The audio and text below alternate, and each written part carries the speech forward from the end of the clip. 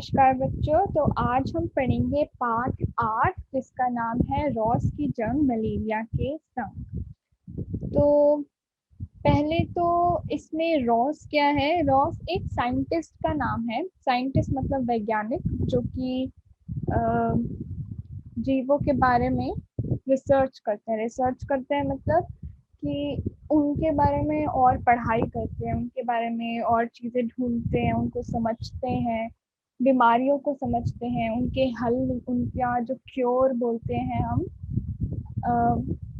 अंग्रेजी में, वो निकालते हैं। ठीक है, तो रॉस एक साइंटिस्ट है। तो ये पाठ शुरू करने से पहले मैं आपको बताना चाहूंगी कि जो विज्ञान है, जो हम साइंस पढ़ते हैं, वो कुछ इस तरह से है जो हमें स्कूलों में हमारे पढ़ाया जाता है कि जो साइंस है, टेक्नोलॉजी अलग आता है थोड़ा। ठीक है, टेक्नोलॉजी के बारे में मैं आपको नहीं बताऊंगी, लेकिन अगर सिर्फ साइंस के बारे में देखा जाए तो इसमें बायोलॉजिकल साइंस होता है और एक होता है फिजिकल साइंस। बायोलॉजिकल साइंस मतलब जीव विज्ञान। जीव जैसे हमने पिछले पाठ में, पाठ 7 में हमने पढ़ा था, जैसे मैंने आपको बताया था पैथोजेंस क्या होते हैं।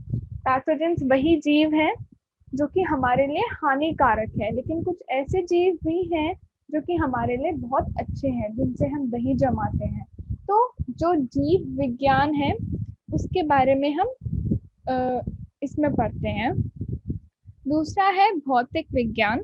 भौतिक विज्ञान फिजिकल साइंस इसको अंग्रेजी में बोला जाता है, और इसके अंदर हम भौतिक विज्ञान पढ़ते हैं और रसायन पढ़ते हैं। मतलब कि एक होता है फिजिक्स और एक होता है केमिस्ट्री। मतलब इसका नाम भी भौतिक ही है, फिजिकल साइंस ही है, लेकिन जो हमारा फिजिक्स है उसको भी हम भौतिक विज्ञान ही बोलते हैं, और रसायन जो है वो हमारा केमिस्ट्री है। फिजिक्स माने कि अगर आपने ऊपर कोई बॉल उछाली है तो वो नीचे आके क्यों गिरती है।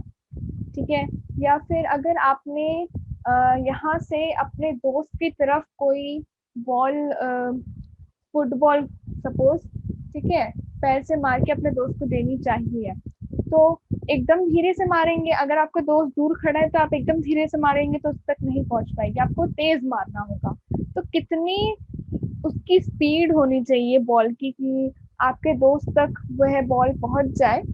तो वो सब हम फिजिक्स में देखते हैं। और केमिस्ट्री में कि केमिस्ट्री में कि कोई चीज कैसे बन रही है। केमिस्ट्री में मतलब कि हमारे जैसे हमारी माँ खाना बनाती है घर में, तो वो कुछ मसाले डालती है, फिर वो कुछ नमक डालती है, फिर हल्दी डालती है, सब्जी डालती है, सब कुछ मिला मिलू के कुछ कुछ जो भी है वो खाना बनाती है। वैसे ही केमिस्ट्री में हमारे पास केमिकल्स होते हैं। केमिकल्स माने कि जैसे कि हमें देखने को मिलता है कि आजकल बहुत बहुत चला हुआ है ये कि अगर पेप्सी की बॉटल में, या फिर अगर आप थोड़ी सी पेप्सी कहीं ले लीजिए, ठीक है, और उसके अंदर अ, हम मेंटोस जो टॉफी आती है वो डाल देते हैं, तो ऐसे बड़ा सा फाउंटेन बनता है। तो वो हमारा रसायन का पार्ट होता है। ठीक है, या फिर आप पेप्सी की बोतल खोलते भी हैं, तो पेप्सी की बोतल जब हम खोलते हैं तो उसमें से पेप्सी का बाहर निकलने को एकदम तैयार होती है, एकदम भरी भरी आ रही होती है। तो वो वह जो चीज है वो भी हम रसायन में पढ़ते हैं। तो अब हम अपना पाठ आगे बढ़ाते हैं। मुझे आपको यही बताना था कि एक होता है बायोलॉजिकल साइंस जो कि जीव विज्ञान है, जिसके ऊपर ही आधारित ये चैप्टर है हमारा, ये पाठ है। तो रॉस जो है, रॉस एक साइंटिस्ट है। ठीक है, साइंटिस्ट मतलब वैज्ञानिक, और ये जीव विज्ञान के बारे में पढ़ रहे थे, और इन्होंने ही मलेरिया के बारे में पढ़ा, और इन्हें पता चला कि जो अ, हमारा मच्छर है जिसका नाम एनोफिलस है, मैं यहाँ पे नाम लिख देती हूँ। उसका नाम लिखा जाता है कि उस मच्छर का नाम एनोफिलस है, जिससे कि यह बीमारी मलेरिया जो है वो बहुत ज्यादा फैल रहा था। तो हमारे जो वो जो मच्छर है जिससे कि ये बीमारी फैलती है उसका नाम एनोफिलिस है। और रॉस ने ही ये बताया था, इनका पूरा नाम यहाँ पे लिखा हुआ है जो कि है रोनाल्ड रॉस। अब हम पाठ शुरू करते हैं। मलेरिया एक व्यक्ति से दूसरे व्यक्ति में फैलने वाली एक संक्रामक बीमारी है। यह बीमारी मच्छरों के काटने से होती है। मच्छर मलेरिया के जीवों के वाहक हैं। उनके द्वारा ही मलेरिया की कीटाणु फैलते हैं। ये तथ्य जानने में वर्षों लगे। स्वतंत्रता के पूर्व भारत में एक महान चिकित्सक हुए रोनाल्ड रॉस। इनके अथक प्रयत्न से ही हमें मलेरिया के बारे में हम मलेरिया के बारे में परिचित हो सके। तो अब हमें इस पार्ट में ये बताया जा रहा है कि रोनाल्ड रॉस जो है वो एक ऐसे साइंटिस्ट हैं जो कि हमारा जब देश स्वतंत्र हो गया था उसके बाद उन्होंने हमें बताया, उसके बाद उनका जन्म हुआ, उसके बाद उन्होंने हमें बताया कि जो मलेरिया है वो एक ऐसी बीमारी है जो कि एक पैथोजन से फैलती है। पैथोजन जैसे मैंने आपको बताया था कि ऐसा जीव जो कि हमारे लिए हानिकारक है, ठीक है, तो उससे फैलती है। और ये मच्छरों से, जो मच्छर जो होते हैं वो उस पैथोजन को मतलब मलेरिया को लेते हैं और एक व्यक्ति से दूसरे व्यक्ति तक फैलाते हैं, जबकि जो बीमारी है वो मलेरिया का जो जो हमारा पैथोजन है उससे होती है।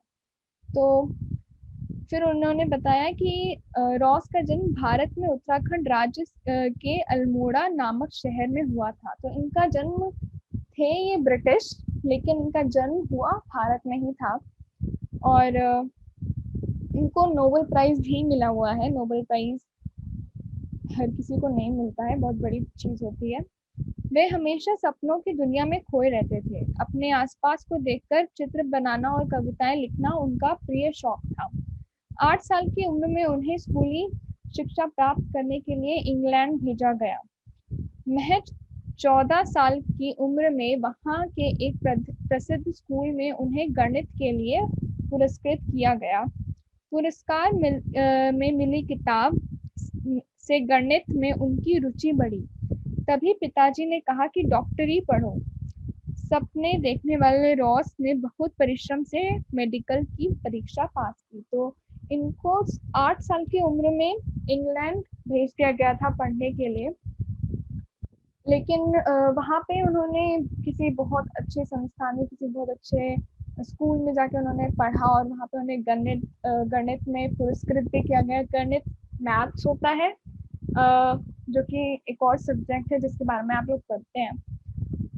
और गणित की तो बात मतलब बहुत बड़ी चली जाती है, तो हम इसी पर रहते हैं अपने पाठ पर। तो उन्हें वहाँ पे गणित में किताब मिली, उनकी रुचि गणित में बढ़ रही थी, लेकिन उनके पिताजी ने बोला कि तुम डॉक्टरी पढ़ो।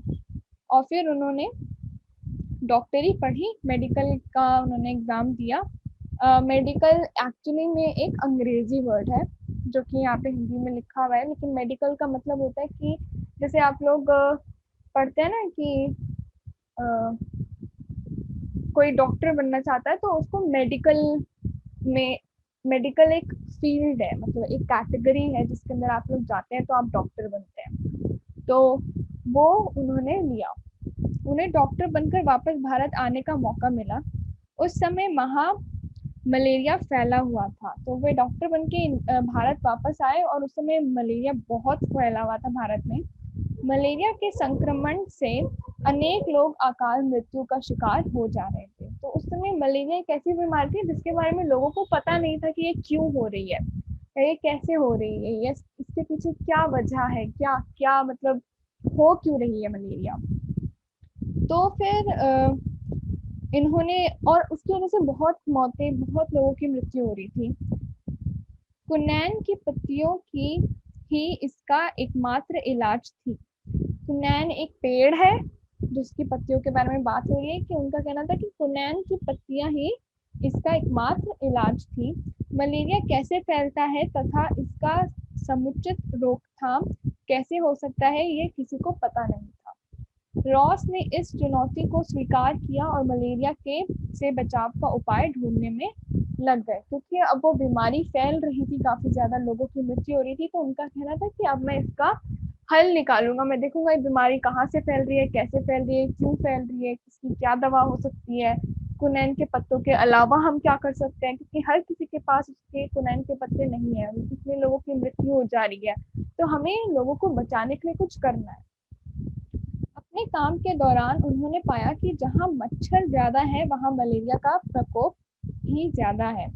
यद्यपि उस समय के मच्छर और मलेरिया के बीच के संबंध को समझ नहीं पाए, तथापि उन्होंने लोगों को मच्छर से बचने की सलाह देनी शुरू कर दी। लेकिन फिर भी उन्होंने लोगों को मच्छर से बचने की सलाह देनी शुरू कर दी थी। उन्होंने देखा था।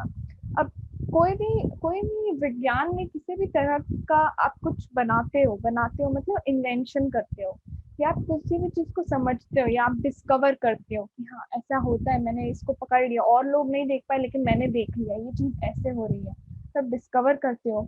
तो बहुत तरीके होते हैं कि कुछ लोग गणित का इस्तेमाल करते हैं, ठीक है, कि गणित से वो समझते हैं कि चीजें क्यों हो रही है, कैसे हो रही है। लेकिन जीव विज्ञान जनरली जीव विज्ञान में ऐसा नहीं होता। जीव विज्ञान में आप चीजों को देखते हो, आप उन्हें समझते हो, फिर आप बताते हो कि अच्छा ये ऐसे हो रहा है, ये वैसे हो रहा है। तो इसमें एक चीज बहुत ज्यादा इम्पोर्टेंट होती है, चीजों को ध्यान से देखना। चीजों को ध्यान से देखना, एक ही चीज आप बार बार देख रहे हो लेकिन हर बार आपको उसके बारे में कुछ नया पता चल रहा है, कुछ अलग पता चल रहा है। तो ये ऑब्जर्वेशन, इसका अंग्रेजी शब्द होता है ऑब्जर्वेशन। तो अपनी ऑब्जर्वेशन को अच्छा बनाना बहुत बहुत काम देता है, हद से ज्यादा काम देता है। आप कहीं भी चले जाओ, सिर्फ सिर्फ विज्ञान में नहीं, हमारी आम जिंदगी में भी ऑब्जर्वेशन हमें बहुत काम देता है। तो उन्होंने भी यही ऑब्जर्वेशन करी, यही देखा। अब वो तो हर जगह, पूरी जगह तो सारी जगह एक ही तरह की कंडीशन, एक ही तरह की स्थिति है, हर जगह लोग बीमार पड़ रहे हैं, लेकिन हर वो जगह सेम देख रहे हैं लेकिन हर बार उनको दिख कुछ अलग रहा है। तो उनको पता चला कि हाँ यहाँ पे मच्छर ज्यादा है, मच्छर ज्यादा है तो यहाँ पे बीमारी ज्यादा फैल रही है, और यहाँ पे मच्छर कम है तो यहाँ पे बीमारी कम फैल रही है। तो ऑब्जर्वेशन से उन्होंने पता लगाया कि यहाँ पे मच्छर से ही मलेरिया ज्यादा, कुछ मतलब कुछ दोनों के बीच में रिलेशन है, कुछ इन दोनों के बीच में कुछ है संपर्क, कुछ कुछ तो है। उन्होंने बताया कि घर के आसपास पानी जमा होने नहीं दें, नाली को ढककर रखे ताकि वहां मच्छर नहीं पनप सके। तब उन्होंने बताया कि ये मच्छरों का ही काम है, तो मच्छरों को ना पनपने दो। मच्छर जनरली कहाँ पनपते हैं, जहाँ पे पानी जमा हुआ होता है, ठीक है। और ये कोई फर्क नहीं पड़ता कि पानी गंदा है या पानी साफ है। अगर साफ पानी है और आप ये सोचते हैं कि वहां पे मच्छर नहीं पनपेंगे तो आप गलत है, मच्छर वहां पे भी पनपेंगे, ठीक है। तो मलेरिया के बारे में प्रायः वे अपने वैज्ञानिक मित्रों के साथ चर्चा करते रहते थे। इंग्लैंड के एक वैज्ञानिक मित्र ने कहा कि मच्छर ही तो मलेरिया नहीं फैला रहे हैं, लेकिन इस बात को जानने का कोई उपाय नहीं दिख रहा था। जब तक मलेरिया की बीमारी पैदा करने वाली जीव से वैज्ञानिक परिचित हो चुके थे, तब तक सॉरी, अगर यह जीव उन्हें किसी मच्छर के पेट में मिल जाता तो ये साबित हो जाता कि मच्छर से ही मलेरिया फैलता है। अब ये जो जीव की बात हो रही है, मच्छर भी एक जीव है, लेकिन बात उस जीव की हो रही है जो कि मच्छर के अंदर है, जिससे कि ये बीमारी फैल रही है। मतलब सारे मच्छर ये बीमारी नहीं फैला रहे हैं। एक कैटेगरी है, एक तरह का मच्छर है जिसका नाम है एनोफिलस, ठीक है, ये उसका अंग्रेजी में नाम है। अब एनोफिलस जो है वो हर जगह ये बीमारी फैला रहा है। बीमारी का नाम मलेरिया है, लेकिन जो बीमारी का फैलाने का जो मेन अंश है, जो उसका जीव है, वो कुछ और है। और यही जीव जो है, इसी को हम पैथोजन, जो मैंने आपको पहले बताया था कि हमारे लिए अच्छे नहीं होते हैं कुछ जीव, ये उन्हीं जीवों में से एक है। जो पैथोजेंस होते हैं उन्हीं जीवों में से ये एक छोटा सा जीव है जो कि किसी मच्छर के अंदर होता है, और उनका यही कहना था कि ठीक है, अगर किसी मच्छर के पेट के अंदर हमें ये जीव मिल गया तो हम समझ जाएंगे कि ये मच्छर ही मलेरिया फैला रहे हैं।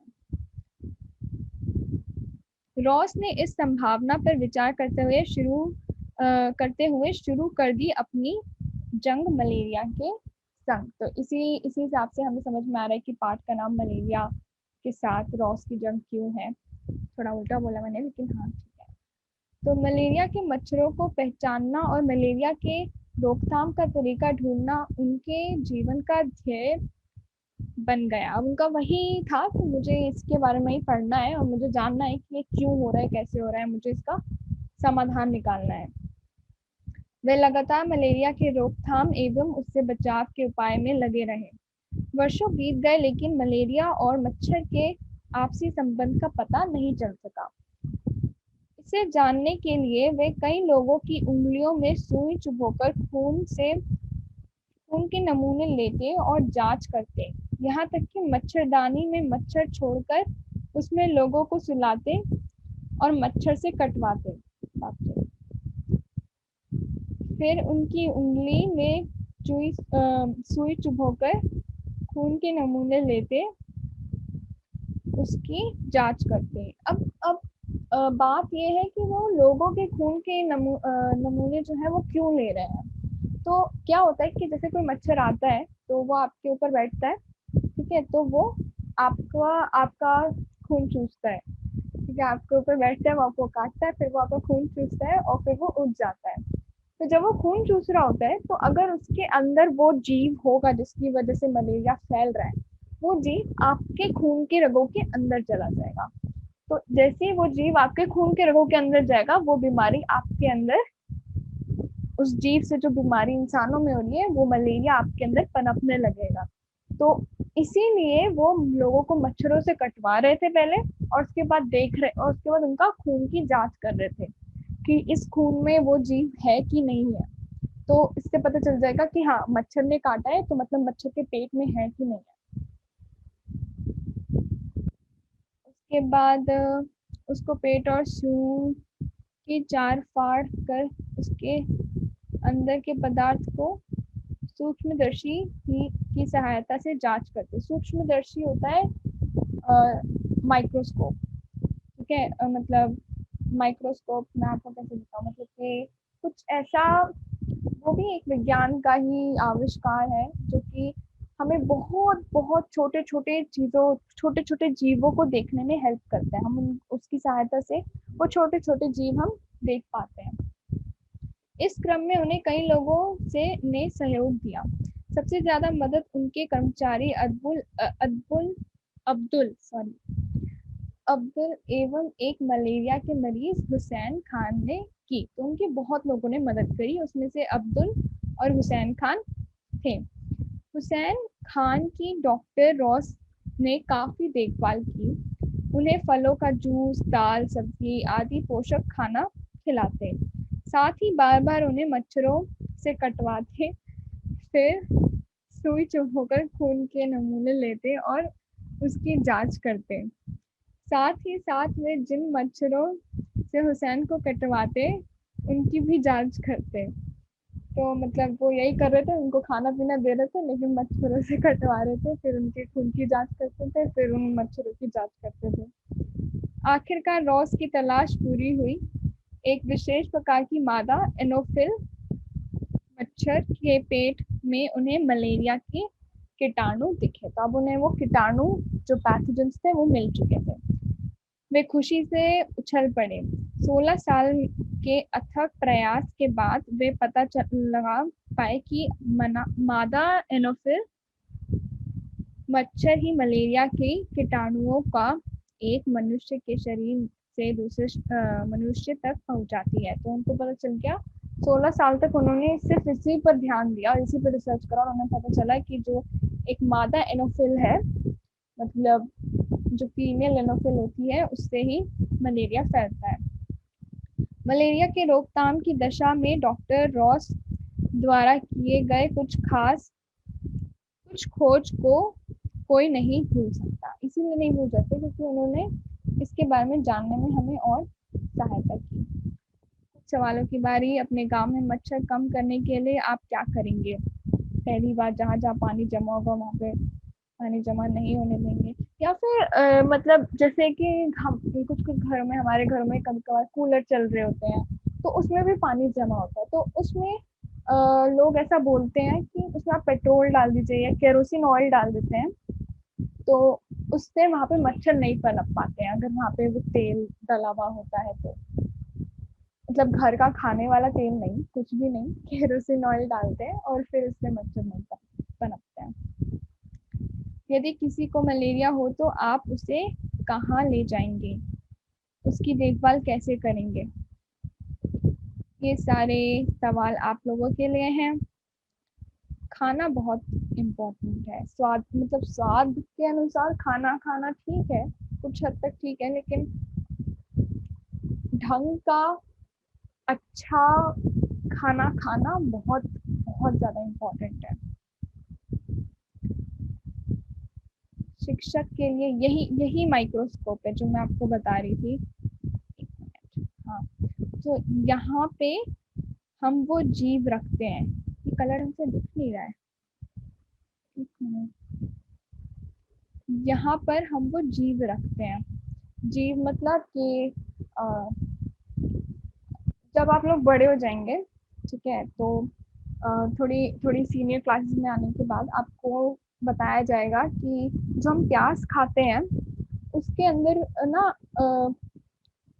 सेल्स कैसे बताऊं, उसके अंदर वो होते हैं, उसके अंदर कुछ ऐसे जीव होते हैं जो हमें दिखते नहीं है, लेकिन वो हमारे लिए हानिकारक नहीं होते हैं। तो उन जीवों को आप उस प्याज के ऊपर एक पतला सा, एकदम पतला सा सफेद रंग का छिलका जैसा होता है, एकदम पतला सा, तो उसको यहाँ पे रखते हैं। वो हमारे अध्यापक या अध्यापिका जो भी होती हैं वो बताते हैं कि कैसे रखना है, और ये स्कूल में ही होता है, ठीक है, ये पूरा जो है। और यहाँ से, इस वाली जगह से आप अपनी एक आंख लगाकर देखते हैं और फिर आपको दिखता है कि इसके अंदर क्या है क्या नहीं है। और ये जो है, ये ऊपर नीचे करने के लिए होता है, घुमा के कि हाँ ज्यादा ऊपर है या नीचे है, इस तरह से। ठीक है, तो इसी को माइक्रोस्कोप बोलते हैं या फिर सूक्ष्मदर्शी बोलते हैं। ठीक है, चलिए आगे बढ़ते हैं। और हवा के खेल, अच्छा ये तो बहुत अच्छा है। ये तो मतलब बचपन में, ये जनरली जब हम नहा रहे होते हैं तो हमें दिखता है कि हाँ आप मग को अपनी बाल्टी के अंदर उल्टा करके डालते हैं, उसके बाद उसको निकाल देते हैं, तो ऐसे वो मतलब बहुत तेज की खींचता है और उसके बाद फिर वो निकलता भी नहीं है। तो ये कुछ और लिख रहा है, लेकिन एक मिनट। क्या पानी में कागज डुबाकर उसे सूखा निकाल सकते हैं?